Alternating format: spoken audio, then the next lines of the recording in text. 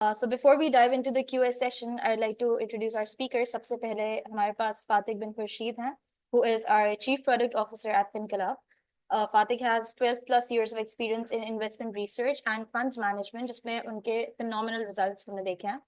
Then we have Ahmed Rao, who is our product lead. And lastly, we have Faiz Alam, who is our head of operations. I'd like to thank them all for their time and valuable insights that they'll be sharing with us today, inshallah. So for today's webinar, we would like all of you to share your questions in the chat box below. You can ask anything related to FinClub's app, different asset classes, or any other investment related topics, जो भी आपके कोई ऐसे questions हैं. Now, I would like to request my co-host Laiba Rizwan to move forward with the questions. Thank you, Faria, for the introduction. So, Fatik bhai, as you can see, we are already getting so many questions. So, जो पहला सवाल है, उसमें they are asking कि if someone is starting their stock journey, तो उसमें how many companies or sectors should they focus on? अस्सलाम वालेकुम एवरीवन. कैमरा खोलना भूल गया था. अच्छा जी, आप अच्छी बात है, माशाल्लाह आप स्टार्ट कर रहे हैं, आप न्यू भी हैं. देखें, इसकी कोई एज सच देखें लिमिट तो नहीं होती कि आप कितनी कंपनी से स्टार्ट कर सकते हैं या आप क्या कर सकते हैं. देखें, जो एक आपने कहावत सुनी होगी, don't put all your eggs in one basket, which is the concept of diversification. वो तो ये कहता है कि जी जितने ज़्यादा होंगे उतना अच्छा है. बट आइडियली मेरी रिकमेंडेशन ये होगी कि आप तकरीबन 10 कंपनीज से स्टार्ट करें, ताकि वो 10% ईच के हिसाब से आप कर सकते हैं. सेक्टर्स का देखें, इसके लिए थोड़ा सा आपको आई थिंक आपको अगर मैं बताऊं कि एक इन्वेस्टमेंट का प्रोसेस क्या होता है, तो इन्वेस्टमेंट का प्रोसेस शुरू होता है अप डाउन. अप डाउन का मतलब ये होता है, पहले आप इकोनॉमी को एनालाइज करते हैं कि जी इकोनॉमी किस डायरेक्शन में जा रही है. फिर आप कहते हैं कि जी उस इकोनॉमी की डायरेक्शन में जो डेवलपमेंट्स होंगी, उन डेवलपमेंट से कौन से सेक्टर्स बेनिफिट करेंगे. ये आपका लेवल 2 हो जाता है. इकोनॉमिक एनालिसिस के बाद सेक्टर एनालिसिस, और फिर उसके बाद आप उसमें जाके कंपनीज चूज करते हैं कि जी ये कंपनीज में मैंने काम करना है. तो अब जैसे अगर मैं आज बात करूं, तो इकोनॉमी की जो जनरली डायरेक्शन है वो ये है कि जी हम इकोनॉमिक क्राइसिस मोड में थे जी. करेंसी डिवैल्यू हो रही थी, interest rates all time high चले गए पाकिस्तान में, कोई 22-23% का इंटरेस्ट रेट हो गया था. अब स्टेबिलिटी आ रही है, तो एक्सचेंज रेट भी हमारा स्टेबल हो चुका है, करंट अकाउंट डेफिसिट भी हमारा खत्म हो चुका है, और इंटरेस्ट रेट्स भी नीचे आ रहे हैं. तो इस वक्त जो बिगेस्ट थीम आपको प्ले आउट करनी चाहिए इन माय ओपिनियन, वो ये जी कि इंटरेस्ट रेट डिक्लाइन से कौन कौन से सेक्टर्स बेनिफिट करेंगे. तो उसमें जैसे सीमेंट सेक्टर है, वो लेवरेज सेक्टर है, तो वो डिक्लाइन होगा, उनकी फाइनेंशियल कॉस्ट कम हो जाएगी, लेवरेज बोरिंग होती है, उससे आप देख सकते हैं. आप ऑटो सेक्टर दे सकते हैं कि ऑटो फाइनेंसिंग वगैरह होती है, प्लस ऑटो सेक्टर वैसे ही बहुत नीचे आ चुका है. तो इस तरह से आप सेक्टर्स शॉर्टलिस्ट कर सकते हैं. अभी मैं बहुत ज़्यादा डिटेल में इसमें यहाँ पे इस वक्त नहीं जा सकता because of time limitations, but हम कॉन्स्टेंटली इन चीज़ों के ऊपर डिस्कशन हमारा जो कम्युनिटी है उसके ऊपर करते रहते हैं. हमने एक छोटी सी रिपोर्ट भी वहाँ पब्लिश की हुई है हमारे प्लेटफॉर्म के ऊपर, हम दोबारा से उसको कर लेंगे. तो आप उसके अंदर देख सकते हैं, हमने थीम बनाई है पूरी कि जी ये थीम है, उसके ऊपर ये सेक्टर्स बेनिफिट कर सकते हैं, उसमें भी हमें ये स्टॉक्स रखते हैं कि जो अच्छे हो सकते हैं. तो या आई थिंक ये एक आप प्रोसेस फॉलो करेंगे तो आप कंपनीज और सेक्टर्स को आइडेंटिफाई कर पाएंगे. And I think I hope I have answered your questions.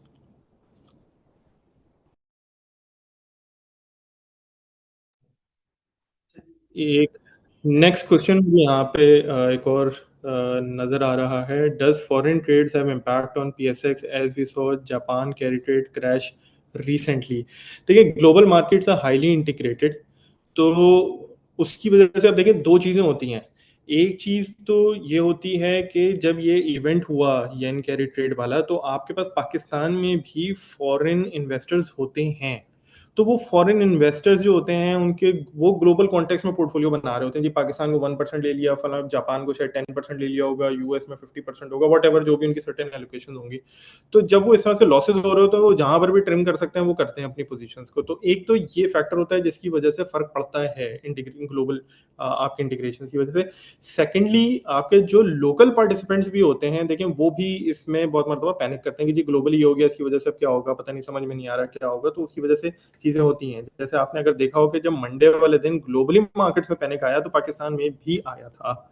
तो यस, किसी हद तक ये डेफिनेटली शॉर्ट टर्म में जरूर बढ़ता है। लॉन्ग टर्म में फिर चीजें ये देखा जाता है कि जी इसकी वजह से हो क्या रहा है, इकोनॉमिक इंडिकेटर्स पे क्या फर्क पड़ रहा है। फॉर एग्जांपल मैं एक अगर सिनेरियो क्रिएट करूं जी, ग्लोबल रिसेशन आता है और उसकी वजह से ऑयल प्राइसेस क्रैश कर जाती हैं, तो जी पाकिस्तान नेट बेनिफिशियरी एमर्ज होगा इस तरह की सिचुएशन के अंदर। तो फिर पाकिस्तान वाइल शॉर्ट टर्म में तो एक पैनिक नजर आएगा आपको, लेकिन लॉन्ग टर्म में आपको चीजें फिर बेहतर ही नजर आएंगी कि जी आप कहेंगे अच्छा यार स्टॉक मार्केट तो बढ़ ही गई आपकी। I hope I have answered this question as well. Thank you, Fatih, for the wonderful response. Okay, now Ahmed, we have the next question for you. So someone is asking if when we buy share using FinClub app, so are they saved in the CDC sub account or in the investor account? तो जब भी हम फिनक्लाब के through या किसी भी broker के through account खुलवाते हैं तो आपका एक सीडीसी सब अकाउंट खुलता है, और जो भी आप शेयर्स खरीदेंगे वो आपके सीडीसी सब अकाउंट में आएंगे। तो आप ट्रांसफर करवा सकते हैं सीडीसी इन्वेस्टर अकाउंट में। इसका बहुत सिंपल प्रोसेस होता है। आप हमारी कस्टमर सपोर्ट टीम को रीच आउट करें, आप ट्रांसफर शेयर भी करा सकते, ट्रांसफर वहाँ शेयर करा सकते हैं। अगर आपको वहां से यहाँ बुलाने तो फिर वो सीडीसी की ऐप से एक प्रोसेस होता है। मैं पर्सनली रिकमेंड करूंगा कि अगर आपको शॉर्ट टर्म में ट्रेड्स करनी है तो आप सब अकाउंट में रखें, उसमें कोई इशू नहीं होता। लेकिन अगर आपको लॉन्ग टर्म के लिए रखनी है तो आप सीडीसी इन्वेस्टर अकाउंट में ट्रांसफर करा दें। कुछ टाइम लगता है, 1 दिन का तकरीबन टाइम लगता है वो ट्रांसफर होने में। तो अगर शॉर्ट टर्म आपको ट्रेड करनी है तो उसमें इशू हो सकता है, मगर लॉन्ग टर्म में आप बिल्कुल कस्टमर सपोर्ट को मैसेज करके शेयर ट्रांसफर करा सकते हैं। Okay, Hamid, we have another question for you that if I open a trading account with Next Capital, will I be using their app or FinClub's app?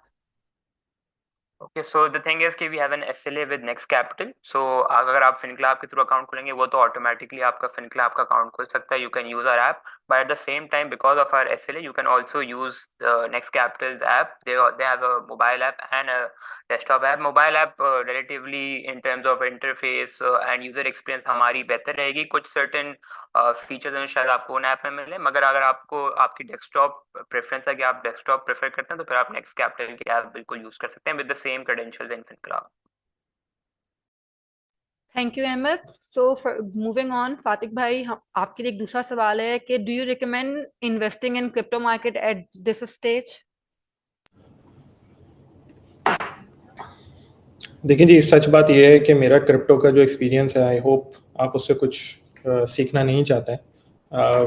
बहुत बुरा experience है, क्योंकि मैंने जब पैसे लगाए थे वो पीक था 2017 में, और उसके बाद वो फारिग हो गया था। दोबारा मेरी कभी हिम्मत ही नहीं हुई। So I'm not the right person to basically comment on this, to be very honest.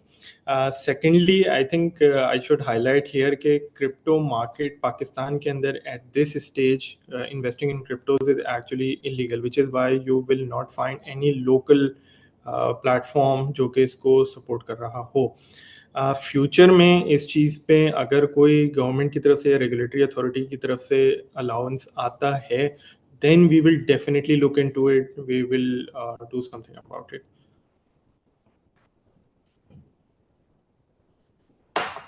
Okay, moving on, Fatik भाई, I have this question for you कि इतनी सारी different investment opportunities थी, but उसके बाद भी आपने stock क्यों choose करा? ठीक है, इस पे बाय द वे हम लोगों ने एक वीडियो बनाई है यूट्यूब के ऊपर, आप इसको देख सकते हैं, एसेट क्लासेस एक्सप्लेन, जिसके अंदर हम लोगों ने जो पॉपुलर एसेट क्लासेस हैं पाकिस्तान के अंदर, उसके ऊपर हमने डिटेल्ड ओवरव्यू एक प्रोवाइड किया है कि वो किस तरह वर्क करती हैं, आप उनमें किस तरह से इन्वेस्ट कर सकते हैं।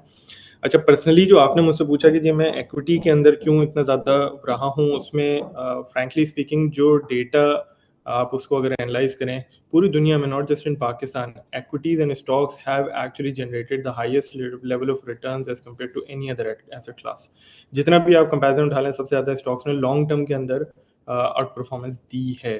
तो ये बैक्ड बाय डेटा है, एंड मेरा इसमें एक्सपीरियंस भी रहा है। मैंने खुद भी इस चीज़ से पर्सनली भी इससे बेनिफिट किया है, मेरे क्लाइंट्स ने भी इस चीज़ से बेनिफिट किया है। So this is the biggest reason कि जी जो एक्विटीज़ आपको ऑफर करती हैं लॉन्ग टर्म में, इन्फ्लेशन का है जो आपको ऑफर करती हैं, शॉर्ट टर्म में आपको पैनिक्स नजर आएंगे, not just in Pakistan, globally. 2008 में ग्लोबल क्राइसिस आया, यूएस के अंदर क्राइसिस आया, आज आप देख लें यूएस की स्टॉक मार्केट्स कहाँ पे पहुंची हुई हैं, वहाँ से क्या रिटर्न है। The thing is equities provide you inflation है। सबसे बड़ी बात यह है कि बिजनेसेस जो होते हैं वो एडजस्ट करते हैं। अब आप देखें कि फॉर एग्जांपल सीमेंट कंपनीज देख लें, आप फर्टिलाइजर कंपनीज देख लें पाकिस्तान के अंदर, आप ऑटोज कंपनीज देख लें. We are going through a very tough economic time right now where demand for most of these sectors have significantly fallen. Cement की डिमांड जो लोकल है, जो कि 48 मिलियन टन्स पे पीक करी थी, it is hovering somewhere around 38 million turns right now. Despite that कि demand गिर गई है, करेंसी ऊपर चली गई है, सब कुछ हो गया है, कॉस्ट फैक्टर्स आ गए हैं, इन्होंने अपनी प्राइसेस को एडजस्ट कर दिया है, एंड इस वक्त जो इनकी प्रॉफिटेबिलिटी आ रही है as we speak, it is all time high. आप इस वक्त ऑटोमोटिव सेक्टर को भी एनालाइज करेंगे तो उनकी जो highest level of car sales थी उस सेक्टर की, जो कि 2.5 लाख यूनिट्स पे चली गई थी, वो ये साल तकरीबन 80,000 के ऊपर कम हुआ है, यानी 2/3 डिमांड आपकी उड़ चुकी है. उसके बावजूद भी अगर आप देखें तो उनकी प्रॉफिटेबिलिटी आपको काफ़ी हद तक शील्डेड नज़र आ रही है आपको. सो ये एक बहुत बड़ा फैक्टर होता है आपका इक्विटीज़ में इन्वेस्ट करने का, कि जहाँ पर प्रॉफिटेबिलिटी या बॉटम लाइन, कोई भी आप बिजनेस करते हैं प्रॉफिटेबिलिटी के लिए करते हैं, तो वो इक्विटीज़ आपको उस पे वहां पे वो हेज मिलता है आपको लॉन्ग टर्म के अंदर. शॉर्ट टर्म में प्रॉब्लम्स आती हैं, सीमेंट में प्रॉब्लम आई थी, ऑटो में प्रॉब्लम आई, बट आपको वो एडजस्टमेंट होती भी नजर आ रही है. फिर आपके जैसे इकोनॉमिक सीधी होती है, इकोनॉमी सीधी होती है, स्टेबलाइज होती है, प्रॉफिट्स रिकवर करते हैं, and then stock prices recover करती हैं, and you end up generating a lot more return in equities than any other asset class. So we have another question from one of our participants. मेरी आवाज गई, किसी को मेरा mute हुआ होता?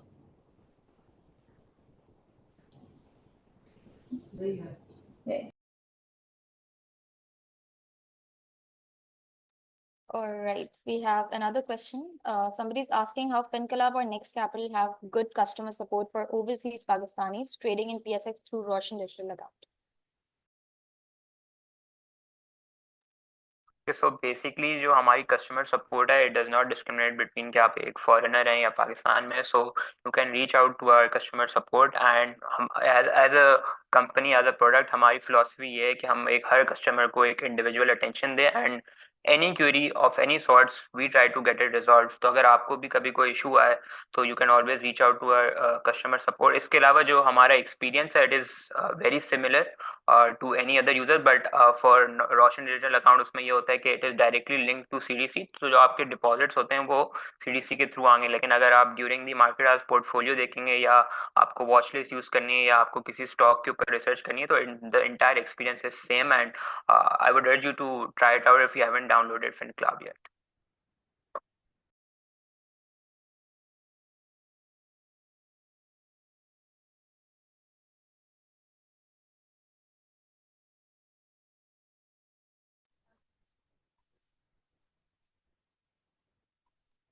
So somebody's asking, what is the impact of the solar penetration on the electricity prices in Pakistan? More customers on solar means fixed capacity payments paid by less number of grid consumers, resulting in grid price increase for consumers and industry. In summary, isn't solar bad for the economic growth of Pakistan?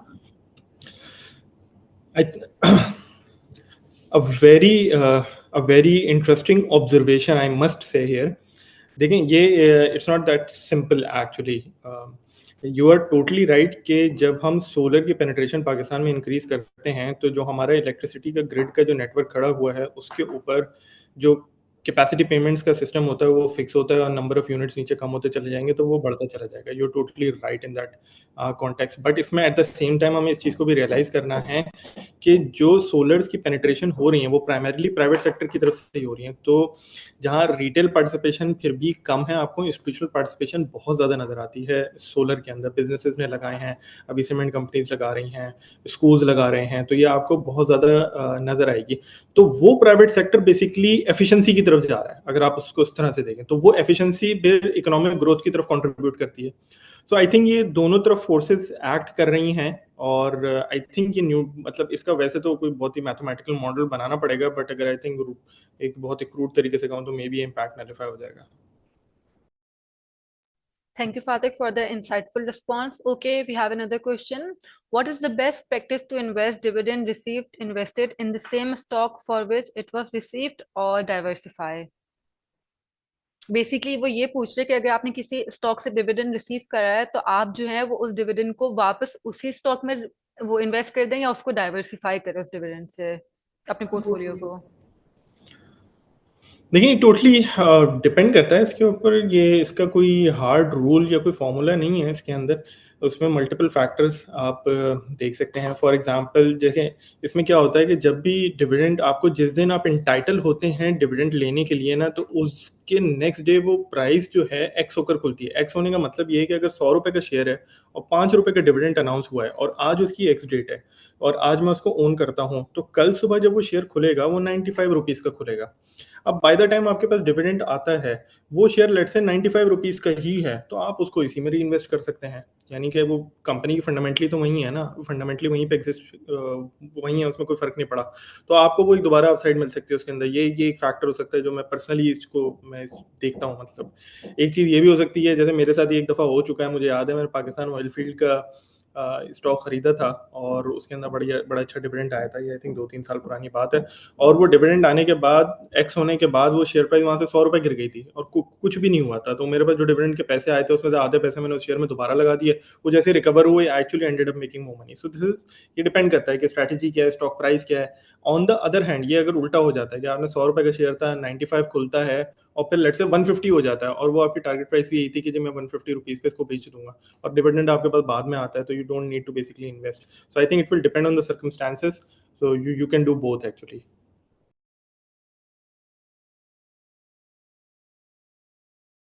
Thank you, Fatik. So we have another question for you. Okay, what is the onboarding process of newbies? Like, share some basic training materials or basic information to help them reach the level of understanding of others.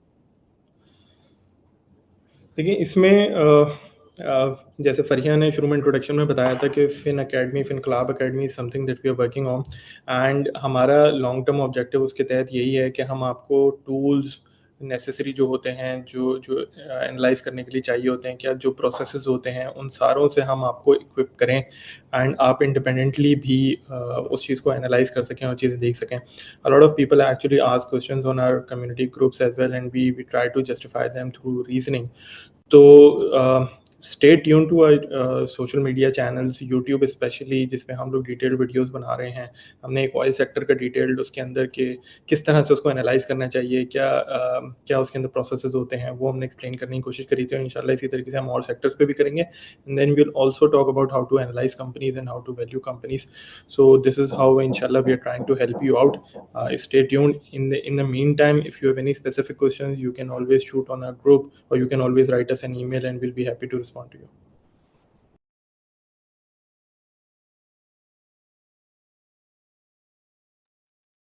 All right, Pathik, we have another question. Somebody's asking, does technical analysis contradict with fundamentals or vice versa?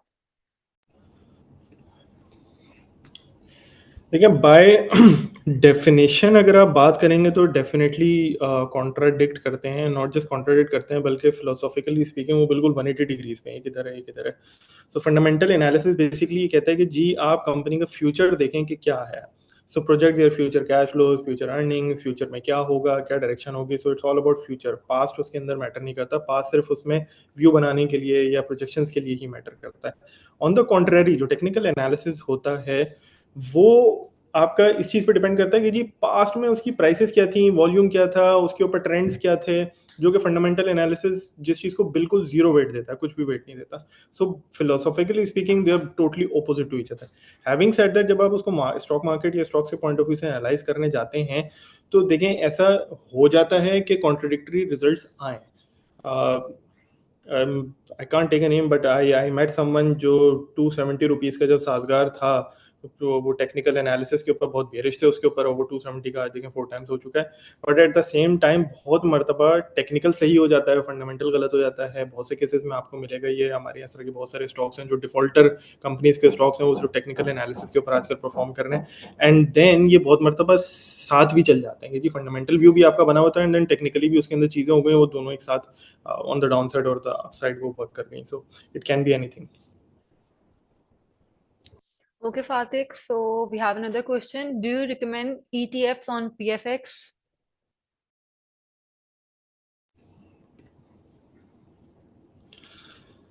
देखिए बिल्कुल depend करता है आपकी strategy क्या है, आप क्या क्या ऑब्जेक्टिव्स क्या हैं आपके. तो आप ईटीएफ को बिल्कुल परसू कर सकते हैं। अब ETFs के अंदर भी स्ट्रैटेजीज होती हैं, जैसे एक JS1 का मोमेंटम ETF है, वो बेसिकली ये देखता है कि जी आजकल स्टॉक्स कौन से एक्टिव हैं जिनमें एक्टिविटी ज़्यादा होती है, प्राइसेस बढ़ रही है, तो उस मोमेंटम पे कैपिटलाइज करने की कोशिश करते हैं। So this that could be, ये आप उस वक्त ले सकते हैं कि जी वो, क्या आपको लग रहा हो कि जी ये मोमेंटम है और ये अग्रेसिव है, हाई बीटा है, मार्केट अगर 1% बढ़ेगी तो 2% बढ़ेंगे, और तो आप उसको देख सकते हैं। हैविंग दूसरी तरफ एक अल्फला वालों ने, मुझे याद पड़ता है उन्होंने कंज्यूमर ETF लॉन्च किया था, तो अगर आप स्पेसिफिकली कंज्यूमर सेक्टर का एक्सपोजर लेना चाह रहे हैं तो वो हो सकता है।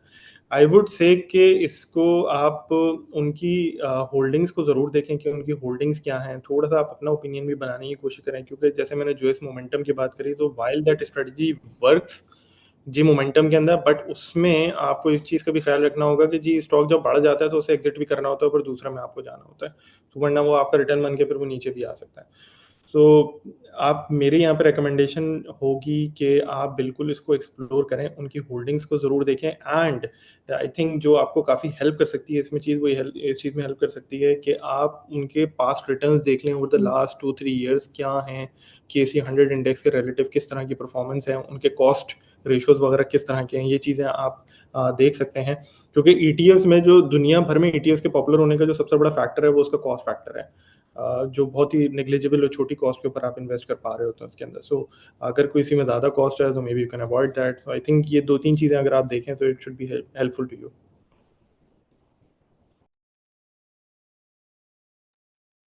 All right, so we have a question for Fatik. Somebody's asking which analysis you follow, fundamental or technical? If fundamental, what criteria are you looking to buy stocks? ये मैं बता दूंगी, Fatik is a strict fundamentalist, but बाकी वो आपको कुछ बता सकता है। देखिए, मैं बहुत ही स्टॉन्च किस्म का फंडामेंटल सपोर्टर हूँ, एंड मेरी तो ये यहाँ तो वो क्या, बाकी माई स्ट्रेटजी यूजली देखें, आई ट्राई टू, अगेन जैसे मैंने आपको बताया कि फंडामेंटल में आपको प्रोजेक्ट करना होता है कि आगे डायरेक्शन क्या है चीज़ों की। सो माय मेरा जो कोशिश होती है कि जी प्रोजेक्ट करूँ, व्यू बनाऊँ, उससे पहले अगेन इकोनॉमी के ऊपर व्यू बनाया जाए, जो कि मैंने आपसे ब्रॉडली अपना व्यू शेयर कर लिया, बाकी वो हमारी एक रिपोर्ट के अंदर भी मैंने उसको पेंसिल किया हुआ है कि जी किस किस चीज़ की वजह से मुझे लगता है किस चीज़ें, उसकी बेसिस के ऊपर सेक्टर करें, और उस सेक्टर के अंदर my process and my basically effort is to find out winners, कि जो सबसे ज़्यादा इसमें उस पर्टिकुलर सिनेरियो में बेनिफिट कर सकते हैं, जो भी आपका एमर्ज होगा इस तरीके का। तो ये एक अप्रोच होती है। दूसरी अप्रोच ये होता है कि आपने कॉन्स्टेंटली स्टोरीज भी आपने ट्रैक करनी होती हैं। जैसे फॉर एग्जांपल साजगार, जो जब मैंने पिक किया था उस वक्त इकोनॉमिक स्टोरी जो थी वो इतनी इंटरेस्टिंग नहीं थी, बट वो इंडिविजुअली आइसोलेशन में वो केस इतना इंटरेस्टिंग था कि आप उसको देख सकते हैं, उसकी आउटलुक।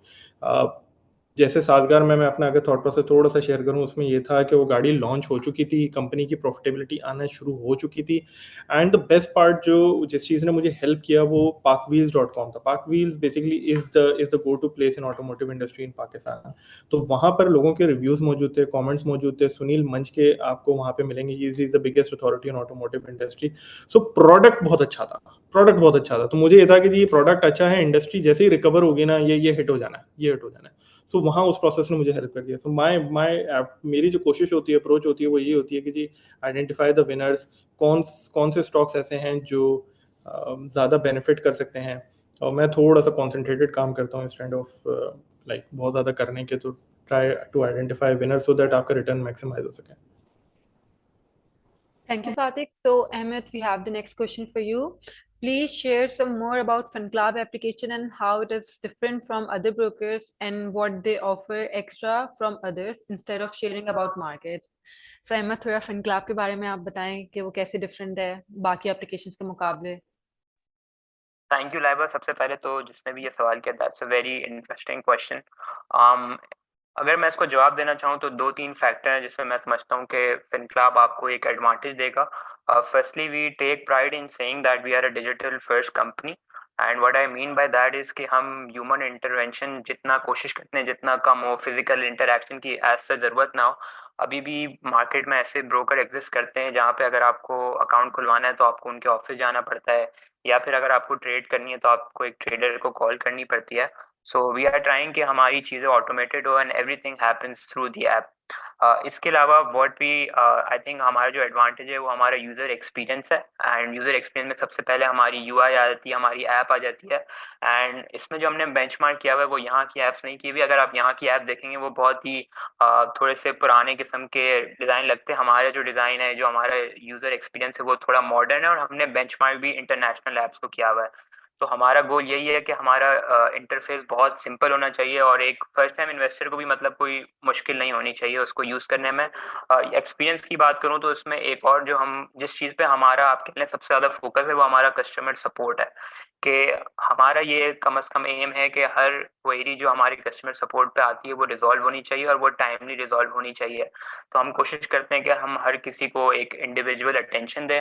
और अगर मैं प्रोडक्ट की बात करूं तो हमारे प्रोडक्ट में 3 कंपोनेंट्स हैं। पहला कंपोनेंट हमारा डिजिटल अकाउंट ओपनिंग है। तो आप अगर किसी को ब्रोकर का एक्सपीरियंस होगा तो वो आपको कोई 30-40 आपको सिग्नेचर करने पड़ते हैं एक डॉक्यूमेंट पे। हमारे डिजिटल अकाउंट ओपनिंग में ऐसा कोई प्रोसेस नहीं है, आपको कोई सिग्नेचर करने की जरूरत नहीं है। You can just open an account with CNIC and a few details. इसके बाद हमारे एक पूरा डेटा डिस्कवरी का एक पूरा मैकेनिज्म है जहाँ पे आपको, और हमारा आइडिया यही था कि हम एक ऑल इन वन प्लेटफॉर्म बनाएं कि आपको किसी और टूल को यूज करने की जरूरत ना पड़े। अगर आपको हिस्टोरिकल डेटा चाहिए, किसी भी कंपनी का फाइनेंशियल डेटा चाहिए, तो वो हमारी ऐप में आपको मिल जाता है। इसके अलावा जो हमारा तीसरा मोस्ट इंपॉर्टेंट कॉम्पोनेंट है वो पोर्टफोलियो है। तो जो हमारी ऐप में अगर आप ट्रेड करने जाएंगे तो it's just a 3 tap process. तो 3 टैप में आपकी ट्रेड जो है PSX तक पहुंच जाएगी। इसके अलावा जो हमारे पोर्टफोलियो में एनालिटिक्स आते हैं तो आपको रियल टाइम में पता चलता रहेगा कि आपका कितना प्रॉफिट हुआ है आज तक, कितना लॉस हुआ है। इसके अलावा अगर मैं बहुत ही फीचर लेवल में जाऊं तो 2-3 हमारे फीचर्स हैं जो इस पर दूसरे ब्रोकर्स के पास नहीं है। फॉर एग्जांपल हमारी रियल टाइम में फीड आती है PSX से। तो उससे मेरा मुराद ये है कि अगर PSX में भी कोई अगर ऑर्डर प्लेस होगा तो इन रियल टाइम वो हमारी ऐप में अपडेट हो जाएगा। इसके अलावा we also have a community forum जहाँ पे हम कोशिश करते हैं कि जो नए इन्वेस्टर्स हैं उनको एम्पावर करें। कोई भी, और इट्स ओपन कि अगर आपको कोई भी सवाल है आप वहाँ पे पूछ सकते हैं। इसके अलावा हमारी ऐप में अलर्ट्स हैं। तो फॉर एग्जांपल अगर आपको एक पुश नोटिफिकेशन चाहिए कि एक स्टॉक जब स्पेसिफिक प्राइस पे पहुंच जाए तो आपको एक अलर्ट आ जाए, तो उस तरह के फीचर्स हैं। इसके अलावा पेमेंट्स में भी हम बहुत कोशिश करें कि हम रेवोल्यूशनाइज करें। हमारे पास एक इंस्टेंट पेमेंट का ऑप्शन है। तो यानी आपने यहाँ से अपने बैंक में ट्रांसफर किया, इन रियल टाइम वो आपकी फिनक्लाब ऐप में भी रिफ्लेक्ट हो जाएगा। और इन जनरल बहुत सारी चीज़ें हैं जो बिकॉज ऑफ टाइम कंस्ट्रेंट मैं डिस्कस नहीं कर सकता, मगर एक जो फंडामेंटल डिफरेंस है वो हमारे विजन और फिलॉसफी में। We are focused towards making things simple, making things seamless and making it digital. इसके अलावा मैं जिसने भी ये सवाल किया तो उससे रिक्वेस्ट ये करूंगा कि आप खुद भी एक बार हमारी ऐप डाउनलोड करें, यूज़ करें, तो आपको मेरा ख्याल इफेक्ट समझ आएगा।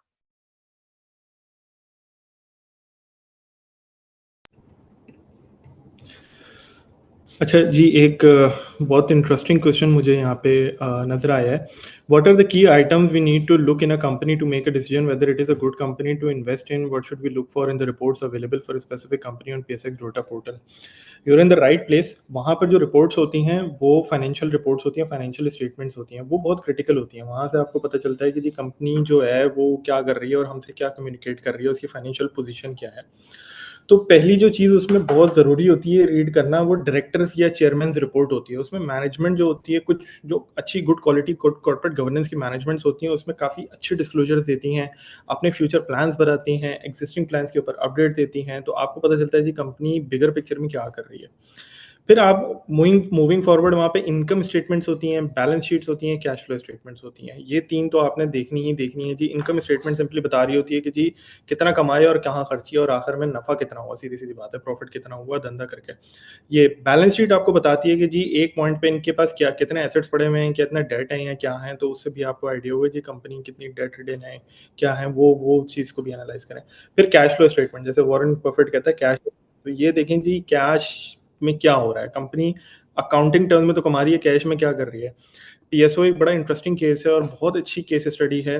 उसके आप प्रॉफिटेबिलिटी देखेंगे तो कोई छत से लगी हुई थी प्रॉफिटेबिलिटी, ट्रिलियंस ऑफ रुपीस के उसके रेवेन्यू होते हैं, बट जब आप उसकी बैलेंस शीट देखते हैं और अखबार पढ़ते हैं तो आपको सवाल आप उठाते हैं कि जिंदा कैसे है। तो वहाँ पे कैश का मसला आ जाता है बिकॉज वो सर्कुलर रेट में फंसी हुई है। तो वहाँ पर आपने उसमें इसी तरीके से हर कंपनी को आपने एनालाइज करना है कि जी इसमें कैश में क्या हो रहा है।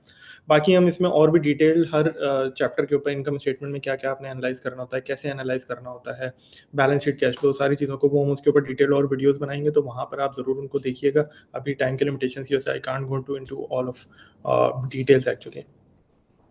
इसके अलावा नेक्स्ट मैं क्वेश्चन लेना चाहूँगा, where to look for latest financial statements of companies. PSX की वेबसाइट के ऊपर होती हैं डेटा पोर्टल जो उनका है dps.psx.com.p के ऊपर आप जाएंगे, आप उस कंपनी का कोड लिखें, उस बार के अंदर उसका पेज खुल जाता है, वहाँ पर उसकी फाइनेंशियल स्टेटमेंट्स आपको मिल जाती हैं। और कंपनीज अपनी वेबसाइट के ऊपर भी इन्वेस्टर रिलेशन सेक्शन के अंदर रखती हैं, तो वहाँ पर भी आप देख सकते हैं। अच्छा जी, Okay, Fatik, somebody is saying that they feel that FinClub has higher spreads as compared to other brokers. What do you have to say about that? नहीं देखें, इसमें बिल्कुल भी ऐसा नहीं है। उसकी वजह ये है कि first of all we all are under regulatory ambit, and PSX और एससीसीपी की तरफ से मिनिमम ब्रोकरेज जो है वो इम्प्लीमेंट हुई भी है। 0.15% ऑफ द ट्रेडेड वैल्यू और 3 पैसा विच एवर इज हायर ये अप्लाई होता है, एंड दिस इज रेगुलेटेड। अच्छा, इससे ऊपर जाना बड़ा मुश्किल होता है क्योंकि there are so many other brokers in the market और सब एक ही चीज़ ऑफर कर रहे होते हैं, तो this is nearly impossible. So we have the same. और दूसरा, हमारा शेड्यूल ऑफ चार्जेस हमारे उसमें अपलोड हुआ हुआ है। हमारा शेड्यूल ऑफ चार्जेस भी हमारे ऐप के अंदर अपलोड हुआ हुआ है, तो वहाँ पर भी आप देख सकते हैं। एंड आपकी जो ट्रांजेक्शन रिपोर्ट्स होती हैं आप उसके अंदर भी देख सकते हैं, तो वहाँ पे आपके पास आ रही होंगी details.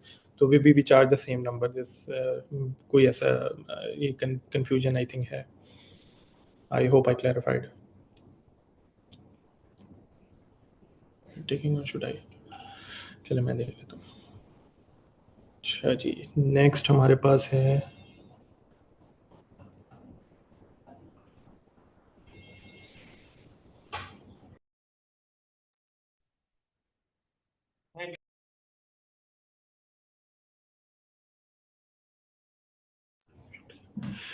Can I liquidate my share after 10 years from any other broker if next capital doesn't exist. बिल्कुल, ये अगर आप अपने इसको सीडीसी अकाउंट में ट्रांसफ़र कर लेते हैं तो फिर उसके बाद वहाँ से आप किसी भी अपने ब्रोकर, दूसरे ब्रोकरेज हाउस में आप आपका अकाउंट हो वहाँ पर ट्रांसफ़र करके वहाँ से भी लिक्विडेट कर सकते हैं, इसमें कोई इशू नहीं है। अच्छा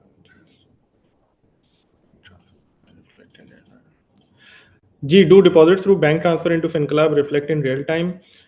देखें, जो इसमें हमारा एक क्या कहते हैं मतलब इसको, जो रियल टाइम डिपॉजिट, हमारा एक पेमेंट्स के सेक्शन में आप जाएं तो एक इंस्टेंट डिपॉजिट्स का एक फीचर है। वो इंस्टेंट डिपॉजिट अगर आप यूज़ करते हैं तो वो विद इन 5 मिनट्स आपका आ जाता है, तो उसमें वो वाला ऑप्शन ऐसा है जो कि रियल टाइम है। उसके अलावा बाकी में टाइम लगता है। अच्छा जी,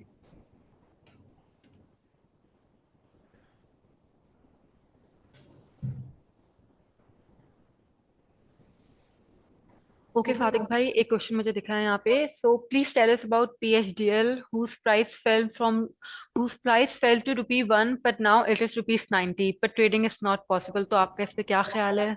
देखिए, PHDL Pakistan hotel and developers, इनके पास जो इनका सबसे बड़ा एसेट था वो रीजेंट प्लाजा था, जो उन्होंने इस वक्त बेच दिया है एक्चुअली। तो उनके पास जितने पैसे थे वो उन्होंने उसके डिविडेंड के फॉर्म में शेयर होल्डर्स को उन्होंने दे दिए हैं, खुद भी निकाल लिए ओनर्स ने और अपने माइनॉरिटी शेयर होल्डर्स के साथ भी शेयर कर लिए। तो जैसे मैंने आपको बताया था कि डिविडेंड में होता यह है कि वो प्राइस एक्स हो जाती है, तो आपको वो सारा जो कंपनी के अंदर था वो मिल गया अब उसके अंदर से। अब फ्यूचर उसके बिजनेस प्रॉस्पेक्ट्स के ऊपर यहाँ से फर्दर प्राइस जो है वो डिपेंड करेगी। अब 1 रुपये से 19 रुपये क्यों हो गई है, देखिए इसमें लोगों की एक्सपेक्टेशन होंगी, उसकी बेसिस के ऊपर बढ़ गया है। But trading is not possible, नहीं ऐसा नहीं है, ट्रेडिंग बिल्कुल पॉसिबल है। आज भी इसके अंदर 6 शेयर का काम हुआ है। द प्रॉब्लम इज कि ये बहुत ही इलिक्विड शेयर है। लिक्विड का मतलब है कि इसमें ट्रेडिंग बहुत कम होती है, बायर और सेलर्स बहुत कम होते हैं, जिसकी वजह से आपको ये लग रहा होगा कि इसमें ट्रेडिंग पॉसिबल नहीं है। ट्रेडिंग पॉसिबल है, बट वो बस बायर सेलर का स्प्रेड बहुत ज़्यादा होता है उसके अंदर। Okay, so there is another question. Do you foresee an EV revolution on the pattern of CNG revolution which came? Will excess electricity supply and retiring IPPs not make electricity available at cheap prices for EVs?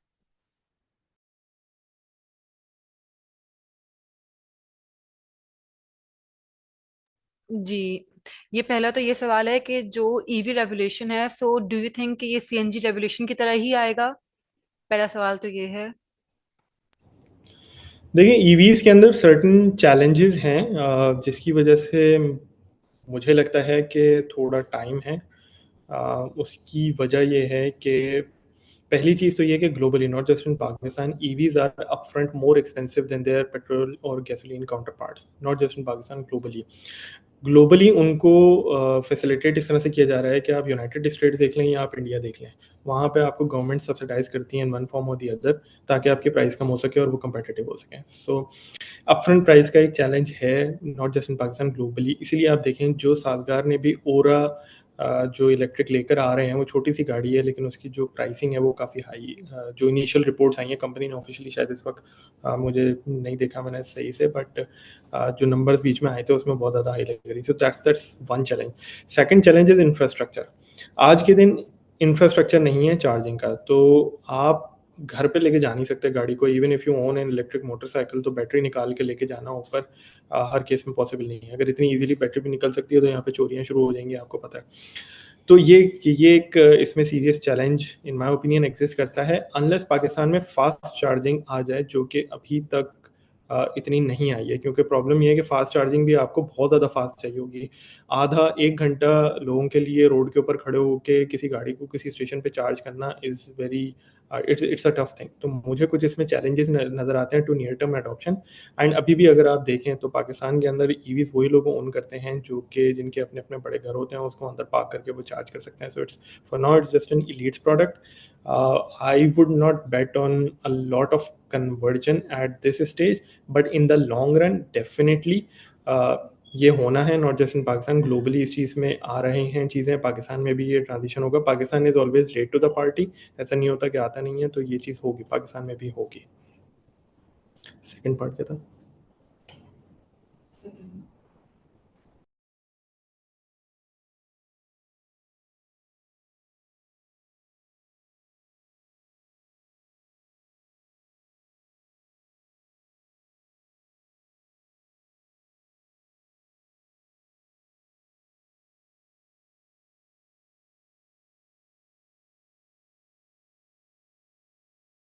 फातिक भाई, एक ये सवाल है, allocation of asset for portfolio in debt and equity investment, so which strategy is best के 75-25% और 50-50 for longer term? तो ये totally आपकी रिस्क टेकिंग के ऊपर डिपेंड करता है, जिसमें दो चीज़ें हमें सिखाई गई थी जब हम पढ़ रहे थे। इसके अंदर दो फैक्टर्स होते हैं, एक एबिलिटी टू टेक रिस्क होती है और एक विलिंगनेस टू टेक रिस्क होती है। एबिलिटी टू टेक रिस्क तो ये होती है कि जी आपके फाइनेंशियल कमिटमेंट्स क्या हैं, आपकी आगे कितनी, आपके पास सरप्लस इनकम कितनी है, आपके एक्सपेंसेस कितने हैं, वो डिफाइन करता है जी आपकी एबिलिटी टू टेक रिस्क कितनी है। अब अगर आपकी मंथली इनकम लेट से 1 लाख रुपए और आपके एक्सपेंसेस 95,000 हैं, तो आप बहुत ही नेक एंड नेक देख रहे हैं, तो वहाँ पर आपकी एबिलिटी टू टेक रिस्क जो होती है वो कम हो जाती है। ऑन द अदर हैंड एक विलिंगनेस टू टेक रिस्क होती है, वो ये होती है कि जी आप बाय पर्सनैलिटी कैसे हैं। बहुत से लोग होते हैं जिनके पास पैसे ज़्यादा होते हैं, बट वो पर्सनैलिटी के पॉइंट ऑफ व्यू से ही वो ज़्यादा रिस्क टेकर नहीं होते हैं, वो बहुत डाइवर्सिफाइड काम करते हैं। ऐसे लोग भी मैंने देखे हैं जिनके पास एबिलिटी नहीं होती बट विलिंगनेस बहुत हाई होती है। तो हर तरह के आपका लोग एग्जिस्ट करते हैं। आप ये देखें कि जी आपकी पहली बात एबिलिटी टू टेक रिस्क कितनी है और विलिंगनेस टू टेक रिस्क कितनी है, उस हिसाब से फिर आपको you have to basically allocate. क्योंकि रिस्की इक्विटी डेट जो होता है वो कम रिस्की होता है, तो आप जितना ज़्यादा समझते हैं कि जी आपकी एबिलिटी हाई है और विलिंगनेस हाई है, अगर ये दोनों फैक्टर हाई हैं तो in my opinion you should be allocating more than 50% to equities and less to debt and vice वर्सा।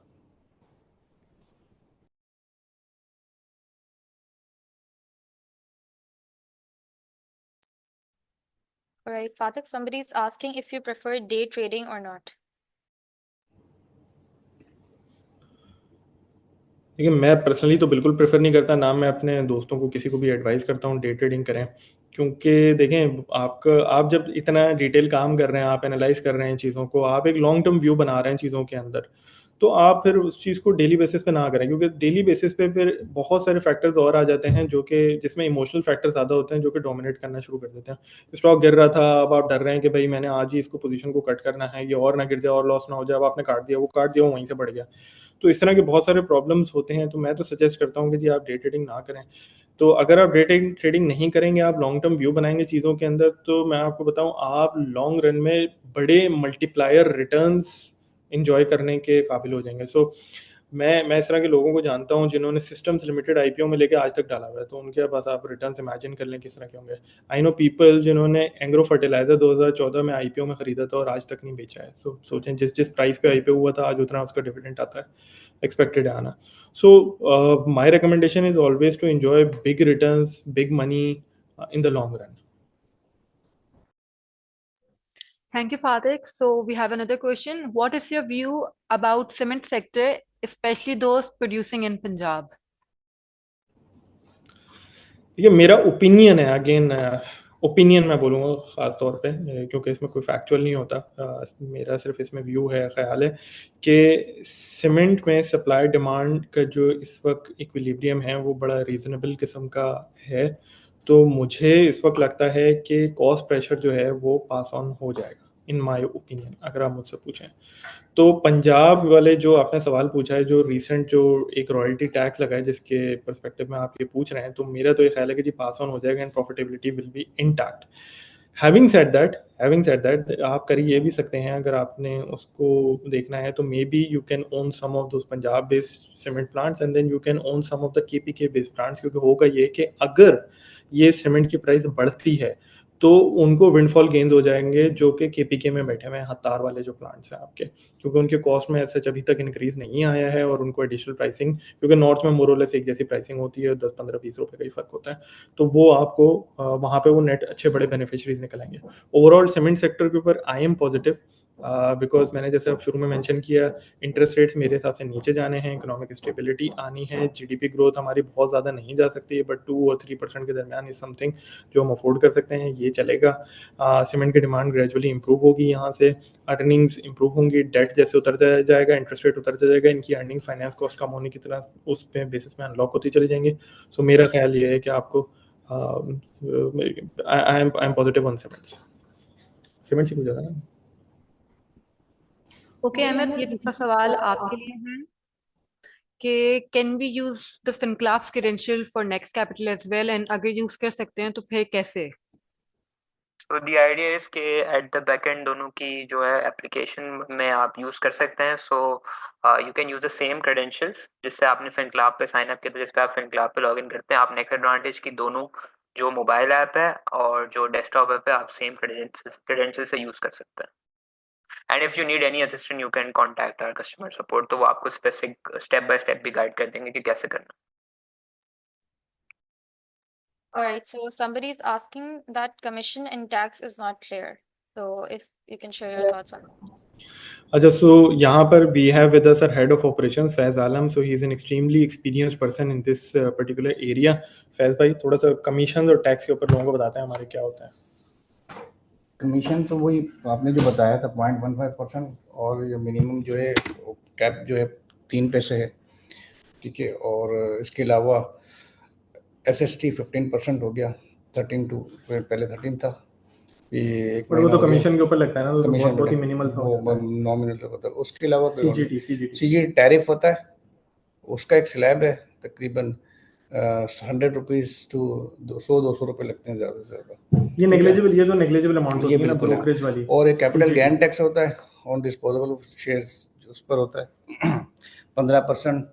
और अगर 6 साल तक कोई अगर रखता है, आज परचेज करेगा तो उसके लिए फिर वो 0 हो जाएगा बस। और अगर नॉन फाइलर तो सेम हो गया 15%। इसके अलावा और कोई चेंज नहीं। अच्छा, ये एक इंटरेस्टिंग चीज़ है यहाँ पे जो फैज भाई ने कही है, I would like to repeat, वो ये कि बीच में बड़ा आया था कि जी नॉन फाइलर्स के लिए 45% सीजीटी कर दिया गया है और फाइलर्स के लिए 15% है। बट जब एक्चुअल बजट और इंस्ट्रक्शंस आई हैं और सारी चीज़ें आई हैं तो उसके अंदर ऐसा कुछ भी नहीं है। फाइलर्स और नॉन फाइलर्स के लिए CGT is exactly the same. CGT means capital gains tax.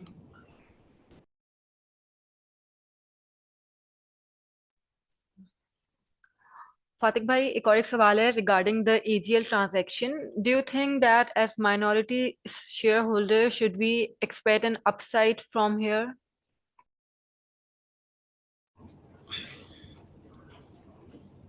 बड़ा मुश्किल सवाल है ये बहुत ज़्यादा मुश्किल सवाल है, क्योंकि देखें जो एजीएल की जो ट्रांजैक्शन है अब उसमें एक एक्विजिशन का एलिमेंट आ गया है, तो अब वो डिपेंड करता है। देखें एक्विजिशन प्राइस क्या आती है, in case acquisition price current market price से ज़्यादा आ जाती है तो लॉ तो ये कहता है कि जी फिर आपने एक टेंडर ऑफर करनी है। तो वो टेंडर ऑफर के अंदर फिर आप लोगों को उसमें अपसाइड मिल सकता है। मैं पर्सनली उसके अंदर कोई काम नहीं कर रहा हूँ। मैंने उसको बहुत ही, अगेन मैं डिस्क्लेमर के साथ बताऊंगा कि मैंने बहुत ही सरसरी तौर पे उसको देखा था, एंड उसकी प्रॉफिटेबिलिटी एटलीस्ट जो अभी है वो उसकी प्राइस को जस्टिफाई नहीं कर रही। But yes, once acquisition happens, कोई डिटेल्स एमर्ज होती हैं कि क्या प्लान्स हैं उसको रिवाइव करने के, किस तरह से होगा, तो उसके बाद I will be in a better position to comment और से something.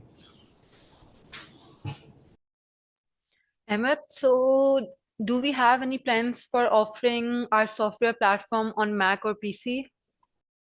So as of right now, as I've mentioned that we are also a mobile first company. So we are currently focusing on our mobile product and we are iterating it to become better day by day. So as of now, there are no plans to take it on desktop, but maybe in the future when we have a more, you can say with time, we can switch to desktop. Right now, if anybody wants to use the desktop application, they can use Next Capital's desktop application with the same credentials. So somebody is asking if you're publishing any research report on capital markets.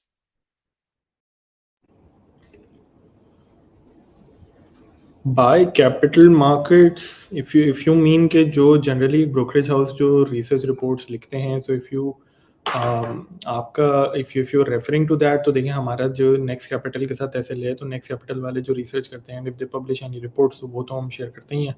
बाकी इसके अलावा हम as फिनक्लब हमने जैसे एक independent हम एक entity हैं, हम मैं करता हूँ अपने तौर पे रिसर्च, और उसमें मैं लोगों को एडवाइस कर रहा होता हूँ। वो एक मैंने छोटा सा स्ट्रेटजी पीस लिखा था। I did not right a very long report obviously, because आज की एज एंड डे के अंदर लोगों के पास इतना टाइम नहीं होता, and specially since we are trying to make things simple for people instead of complicated, तो उसको मैंने जितना बहुत सिंपल करके I try to write it. Will again post that report on the groups, ताकि जो कुछ लोग नए हमारे मेंबर्स हैं वो भी उसको एक्सेस कर सकें। And again if you have any questions you can shoot.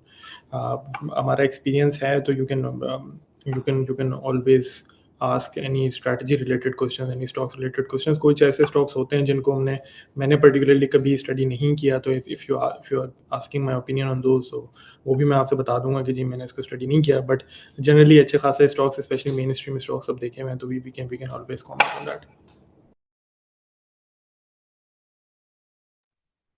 फातिक भाई, to make things clear, can you comment again on this spread? Because यहाँ पे एक दो लोगों को जरा थोड़ी confusion हो रही है। देखिए spread, if you talking about bid और आस्क स्प्रेड की, जी बायर ने बिड लगाई हुई है और सेलर ने ऑफर लगाई हुई है, तो देखिए वो स्प्रेड से हमारा कोई ताल्लुक नहीं है। वो तो मार्केट है, मार्केट डिसाइड कर रही है कि बायर कह रहा है कि मैं इतने पे खरीदूंगा और सेलर कह रहा है मैं इतने पे खरीदूंगा, उससे हमारा कोई ताल्लुक नहीं होता। हमारा ताल्लुक सिर्फ इस चीज से होता है कि जी आप जब ट्रेड करेंगे तो उस पर एक कमीशन जनरेट होगा उस वैल्यू के ऊपर, वो 0.15% और 3 पैसा विच एवर इज हायर, जो कि जैसे फैज भाई ने बताया वो इतना होता है। So that simple 0.15%, 0.15% is nothing, that's like 150 रुपए ऑन 1 लाख रुपए। And another thing, we are bound by the law as a broker, जो नेक्स्ट कैपिटल हमारे साथ है, we can not charge any other fees other than the brokerage commission. तो हम उसके अलावा कोई चार्ज नहीं कर सकते। अगर कोई फीस चार्ज होती है तो वो जो एलाइड इंस्टीट्यूशन है हमारे साथ, NCCPL, CDC, उनके कुछ चार्जेस होते हैं, जो कि अगेन शेड्यूल ऑफ चार्जेस के अंदर सारे हमारे ऐप के अंदर डिस्क्लोज हुए हैं। Thank you, Fatik, for the insightful response. Okay, एक और एक सवाल है। For the CGT on non-filers, this will be the same for purchases done before June 1st, 2024. What's about the purchase after this date? Will it be same 15%? पहली जून 2024 से पहले जिन लोगों ने शेयर्स खरीदे वो अगर आज बेचेंगे तो नॉन फाइलर तो CGT 15% है। 15%। यस जी, 15% ही है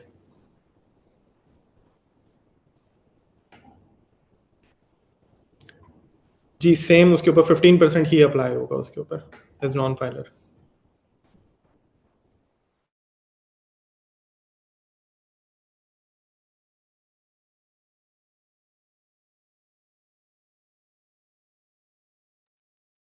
Fatik, somebody is asking that they're a student, so can they invest?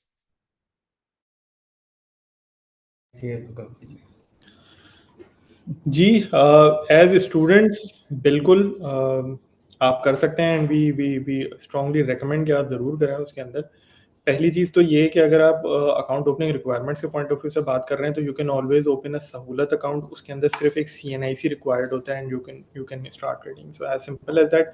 बाकी आपको ज़रूर ट्रेड करना चाहिए। देखें, महंगाई हो रही है, सेविंग्स है, इन्वेस्ट करना आज से शुरू करेंगे तो आपकी अच्छी ग्रिप बनेगी over the course of next few years.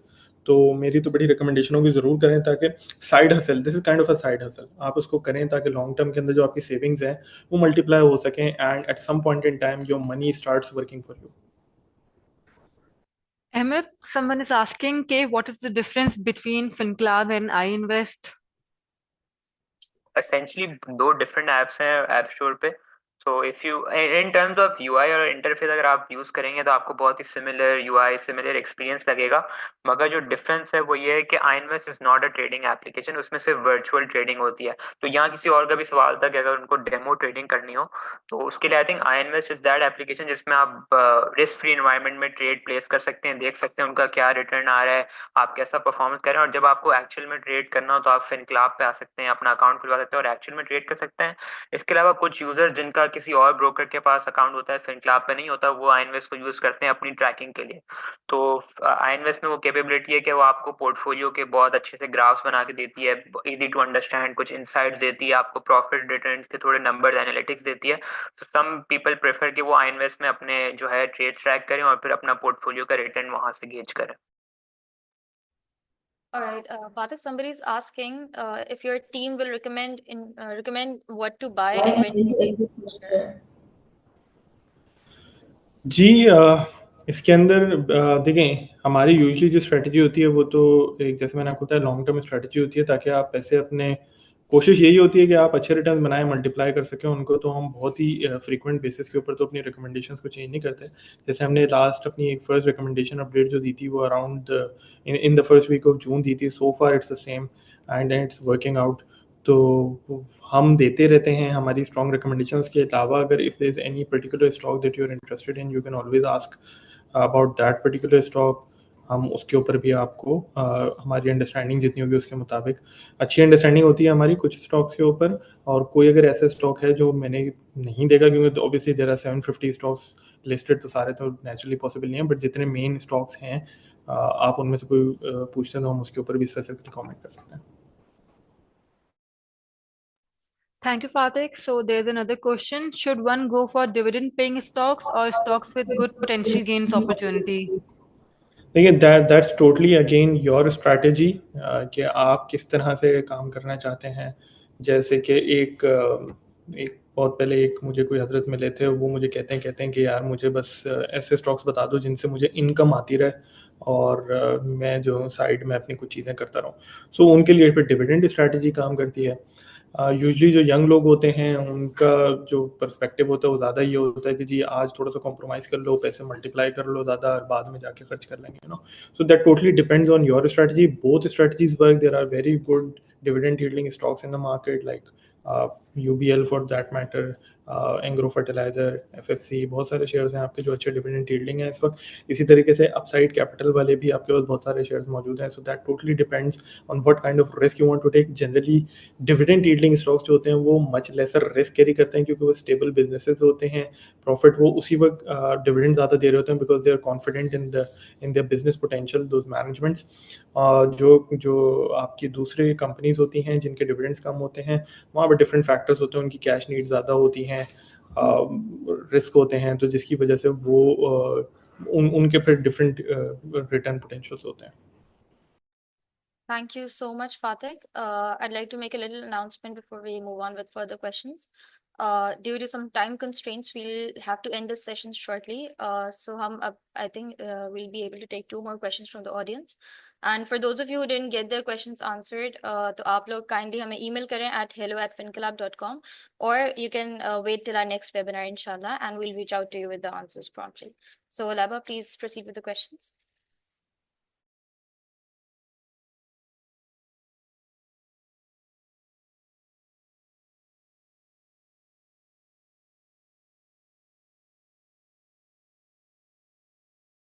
Acha, so we have this one question कि how reliable and accurate is the data on iInvest, in especially after FinClub's launch? So basically जो इन terms of data जो आई invest पे data है वही FinClub पे data है, so you don't have to worry about that, and specially I invest पे तो हमारे पेइंग कस्टमर्स भी हैं, so in terms of data reliability is the same data as FinClub, so there is no discrimination with that, so दोनों पे same data show हो रहा है। फातिक भाई, ये आखिरी सवाल आपके लिए कि आप बेसिकली स्टॉक की ट्रेडिंग में आए कैसे, कैसे आपने ये ट्रेडिंग स्टार्ट करी?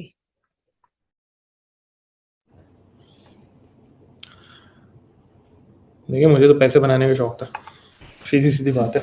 यूनिवर्सिटी में था तब भी था, तो मैंने कहा यार ये एक ऐसी फील्ड नज़र आ रही है कि जिसमें पैसे बढ़ सकते हैं, मल्टीप्लाई हो सकते हैं। तो वहाँ पे BBA फाइनेंस कर लिया, उसके बाद नौकरी लग गई स्टॉक मार्केट में।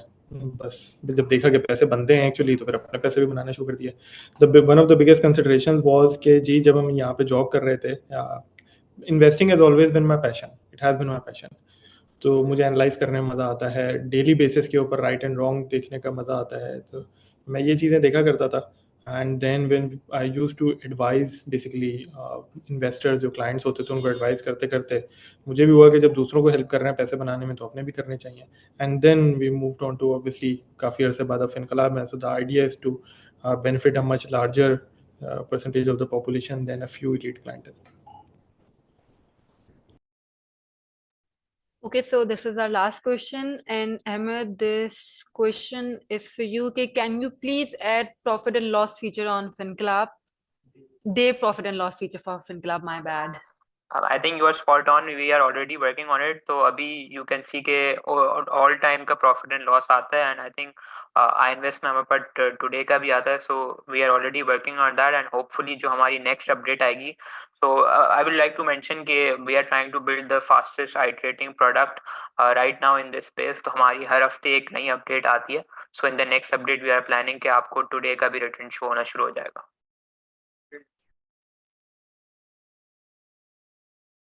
एंड आखिरी जो सवाल है वो ये है कि how secure is our account with FinClub?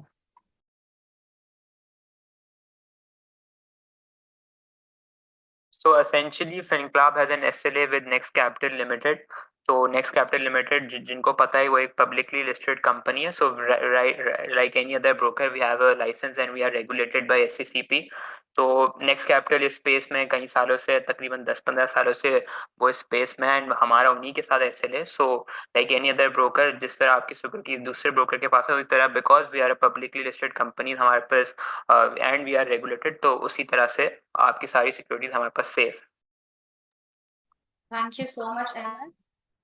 Once again, I'd like to thank you all, our audience, our speakers, my co-host for joining us today. And we really hope that this session was valuable and insightful for all of you. मैंने हमारी जो email address है वो share कर दिया in the chat box. You can reach out to us if you have any unanswered questions. So thank you once again, and Allah Hafiz.